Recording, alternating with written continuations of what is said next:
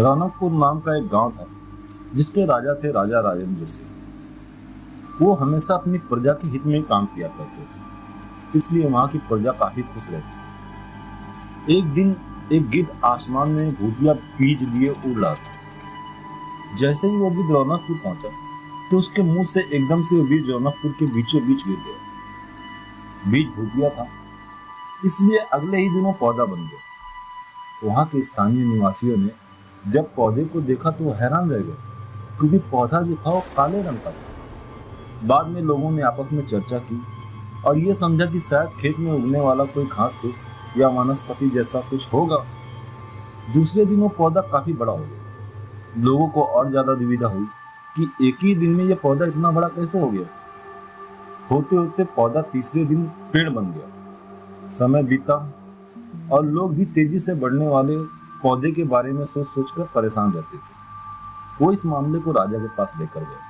ऐसे जादुई पौधे के बारे में पता चलते ही तुरंत राजा उस जगह पर पहुंच गए।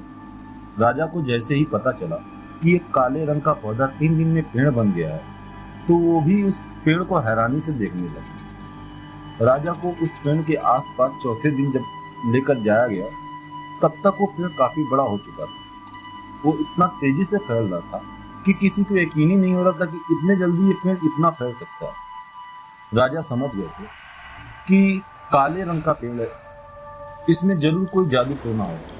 इसी सोच के साथ राजा ने घोषणा की कि जो भी इस पेड़ को खत्म करेगा उसे वो इनाम के तौर पर 1000 सोने के सिक्के देंगे। यही नहीं, राजा ने यहाँ तक कह दिया कि पेड़ को खत्म करने वाला व्यक्ति मेरे मृत्यु के बाद राजगद्दी पाने का हकदार होगा।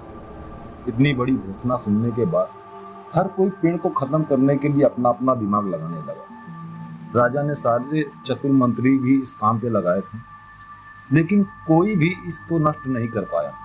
किसी ने पेड़ के आसपास आग लगवाई तो एक मंत्री ने तो इस भूतिया पेड़ को हाथियों से भी खिंचवाया, लेकिन पेड़ को कुछ भी नहीं हुआ। अब लोगों के मन में डर बैठ गया और उन्हें लगा कि पक्का ये ऐसा वैसा नहीं बल्कि भूतिया पेड़ है।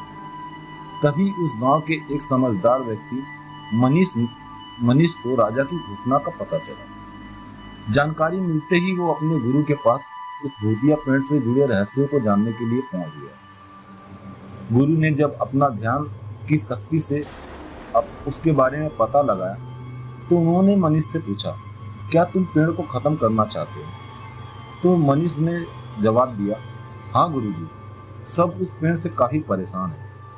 गुरुजी ने बताया कि उसे खत्म करने का एक ही तरीका है। इसके लिए तुम्हें उस पेड़ के आसपास नमक डालना होगा। इस तरीके के बारे में जानते ही व्यक्ति तेजी से राजा के पास गया और कहा कि इस पेड़ के आसपास आपको नमक डलवाना होगा। ऐसा करने पर ही ये पेड़ खत्म होगा। राजा ने अपने सैनिकों को ठीक ऐसा ही करने को कहा। सैनिकों ने मिलकर पेड़ के चारों ओर खूब सारा नमक डाल दिया। नमक डालने के एक दिन बाद ही पेड़ का आकार कुछ कम हुआ। होते होते 5वें दिन तक पेड़ एकदम छोटा हो गया। इसके बाद गल कर वो गायब ही हो गया। उस व्यक्ति की तरकीब काम आई और राजा ने खुश होकर उसे इनाम के 1000 सिक्के भी दे दिए। उसके बाद एक पत्र दिया जिसमें लिखा था कि राजा के मरने के बाद उसकी गद्दी को संभालेगा। वो समझदार व्यक्ति मनीष खुश होकर अपने घर चला गया। तो कहानी से ये सीख मिलती है, ऐसी कोई मुसीबत नहीं होती जिसका समाधान ना किया जा सके। जरूरत है तो बस थोड़ा सब्र और थोड़ी समझदारी। तो यहीं पे हमारी कहानी खत्म होती है। उम्मीद करता हूँ आपको कहानी अच्छी लगी होगी। कहानी अच्छी लगी तो कहानी को लाइक कर दो, एक प्यारा सा कमेंट कर दो। मैं अंसारी सुफियान आपसे फिर मिलता है एक नई कहानी के साथ। जब तक के लिए अलविदा।